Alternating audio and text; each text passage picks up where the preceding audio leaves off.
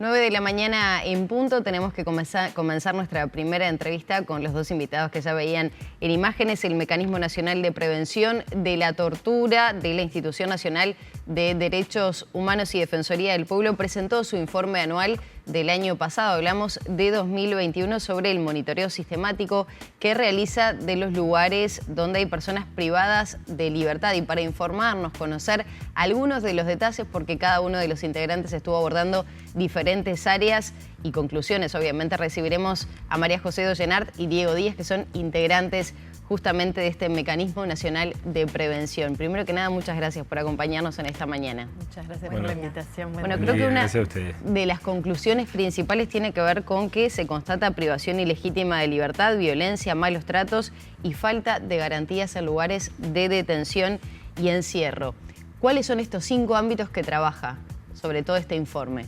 Capaz que ahí para comenzar, bueno, el Mecanismo Nacional de Prevención, como bien planteaban, lo que hace es un monitoreo a los lugares de encierro y bueno, uno piensa enseguida cárceles sin duda, también las comisarías, también lo que es el sistema de responsabilidad penal juvenil, pero también se monitorean las Eso está contemplado. Todo eso sí, también se monitorean instituciones psiquiátricas y después lo que son el sistema de protección de INAU, que son los hogares 24 horas donde residen los niños, niñas y adolescentes que están ahí por alguna acción de amparo. Entonces, también contarles que estos 5 pilares están bien desarrollados en el informe, pero que con ustedes vamos a abordar 2 de ellos puntualmente, que son sus especialidades, pero que por supuesto después vamos a ir ampliando en todos los otros capítulos que vaya que sí son interesantes. Pero lo que sí hace también a la importancia del informe es cuál es la metodología, cómo se llega a estas conclusiones. Ahí está. Bueno, a partir de este monitoreo que se realiza en estos sistemas, en el 2021 se hicieron un total de 81 visitas. Son visitas no anunciadas, va un equipo interdisciplinario, un equipo del mecanismo. Se hace allí entrevistas con los residentes, con el personal, con los equipos de dirección, se hace registro, relevamiento de documentación y un registro fotográfico. ¿Son visitas sorpresa? Son visitas no anunciadas, exactamente. Sí. ¿Cuál es el cometido, el objetivo que persigue el mecanismo y sobre todo el informe que elaboran? Bueno, el mecanismo lo que busca es prevenir posibles situaciones de violencia institucional, de malos tratos, ¿no? Tortura, y bueno, por lo tanto tiene un cometido que es preventivo y de colaboración con las instituciones y con los organismos responsables de estos centros de privación de libertad. El informe lo que da cuenta es, bueno, de los diferentes ámbitos que se monitorearon, dónde se encontraron los mayores niveles de vulneración, cuáles han sido los avances o los lugares de no avance con los organismos responsables de cada uno de estos sistemas. Antes de ingresar puntualmente a cada uno de los aspectos que les compete a ustedes, ¿se puede hablar de una conclusión general del tipo mejor, peor en general o en comparación con la región o con el mundo? Sí, yo creo que ahí es posible marcar algunos retrocesos en lo que tiene que ver con el tema de los derechos humanos en general en estos lugares de encierro. Creo que el informe da cuenta de eso, da cuenta de un retroceso en un periodo de tiempo como más amplio, ¿no? O sea, es un monitoreo que no empieza, si bien este informe da cuenta del 2021, el trabajo del monitoreo es un trabajo sostenido en el tiempo en donde se viene señalando un debilitamiento que ha atravesado como diferentes puntos. Yo creo que hoy sí estamos en un punto que en algunos sectores del encierro, en algunas partes del encierro, como después capaz que vamos a hablar más puntual, se observa un retroceso importante en materia, por ejemplo, de garantías. Podemos empezar tal vez por lo que tiene que ver contigo, con estas cuestiones de los niños, de los menores. ¿Qué se ha detectado y sobre todo en esos centros psiquiátricos, ¿no?, de atención a estas personas que son sumamente vulnerables? Sí, capaz que hay como antecedentes a lo que se relevó en el 2021. En el 2020 se hizo un relevamiento muy exhaustivo en relación a todos los centros que son psiquiátricos, atención en salud mental para los niños y adolescentes que se encuentran en lo que es el sistema de protección del INAU. Nosotros presentamos los resultados en el 2021, allí lo que se constata, bueno, son situaciones de vulneración graves, Una de ellas, y bueno, por eso se ha dado cuenta de esto de la privación ilegítima, tiene que ver con los chiquilines que ingresan en lo que son las clínicas psiquiátricas para atender algún episodio agudo de una crisis. Estamos hablando de intentos de autoeliminación o lo que son profundas depresiones. Estas clínicas tienen una modalidad de abordaje que requiere, bueno, poder compensar esa crisis por la que ingresan. Tienen en general un periodo de atención que en promedio es un mes. Lo que nosotros constatamos es que de manera sostenida desde el 2016 los chiquilines ingresan a las clínicas, tienen una alta médica, son clínicas que tienen una atención predominantemente sanitaria, y como el INAU no está teniendo capacidad de trasladarlo a un centro adecuado para seguir su tratamiento, que ya no sería en salud mental, no tendría por qué serlo porque ya está estabilizada la situación por la que ingresa, permanecen allí. En el 2021 lo que constatamos es el doble de tiempo del que les lleva esta internación. ¿Esto abarca a menores de todas las edades o principalmente adolescentes?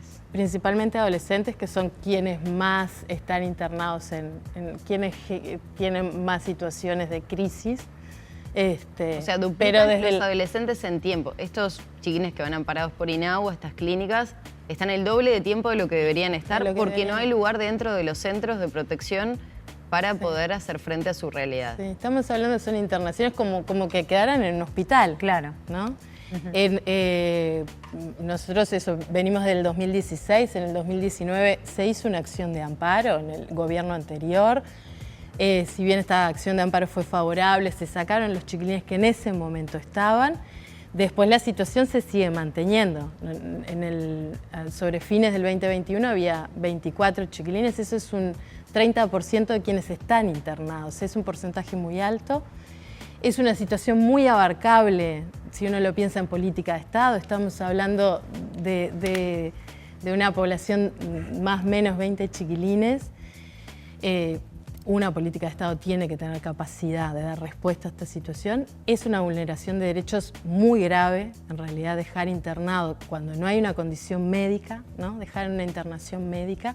Y estamos hablando de son internaciones en donde hay, por los niveles de seguridad, estos chiquilines no participan del sistema educativo, no participan de actividades fuera del centro donde están internados, tienen un régimen cotidiano muy restrictivo, se bañan todos juntos porque los están vigilando por si hay situaciones, ¿no?, de autoeliminación, están vigilados permanentemente con cámaras, hay una vigilancia sanitaria, ¿no?, de enfermería, de los médicos, de psiquiatra, y lo que les sucede es que luego de estabilizar la crisis, permanecer en ese estado, les genera un retroceso. En realidad los propios médicos en las clínicas dicen, bueno, lo que nosotros vemos es que acá vuelven para atrás, y entonces vuelven a hacer crisis ahí mismo, pero además el tratamiento tiene un retroceso.